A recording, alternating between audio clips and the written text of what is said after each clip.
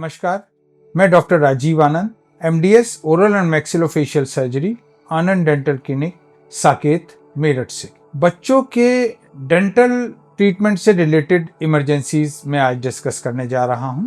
ये दो तरह की इमरजेंसीज हो सकती हैं। एक तो दांत या होंठ, गाल, जीभ से रिलेटेड या जबड़ों से रिलेटेड। जब किसी बच्चे को दांत में चोट लगती है तो ब्लीडिंग थोड़ी सी ज्यादा होती है मुंह के अंदर से, और थूक के साथ मिलके वो ब्लीडिंग डबल दिखने लगती है। तो सबसे पहला तो जो इमरजेंसी है वो ब्लीडिंग। आनंद डेंटल क्लिनिक आपको ये सुविधा देता है कि हम 24 घंटे फोन पर अवेलेबल हैं इस तरह की इमरजेंसीज को डील करने के लिए। दूसरी इमरजेंसी है जो ब्लीडिंग से रिलेटेड ही है कि दांत होंठ में घुस गया या दांत जीभ में घुस गया और वहां से ब्लीडिंग हो रही है, तो उसको हमें रिपेयर करना पड़ेगा। आप आनंद डेंटल क्लिनिक आइए, और अगर कोई ऐसे ऑड आवर्स हैं तो किसी भी नर्सिंग होम में जाके आप हमारे नंबर पे फोन कीजिए, हम आपको तुरंत रिवर्ट करेंगे। अगली और मोस्ट इम्पॉर्टेंट इमरजेंसी है कि नीचे के जबड़े पे चोट लग जाना। जब नीचे के जबड़े पे चोट लगती है तो कुछ ग्रीन स्टिक फ्रैक्चर्स कहते हैं, जो मुलायम हड्डी है मुड़ जाती है, टूटती नहीं है पूरी। उससे क्या होता है कि खास तौर से जब वो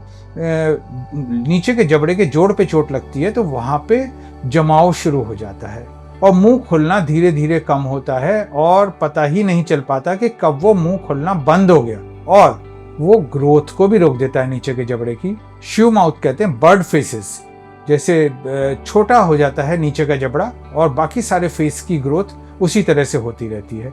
तो अगर किसी बच्चे का चोट के बाद मुंह कम खुलना शुरू हो जाए, आप उसको रोज देखें।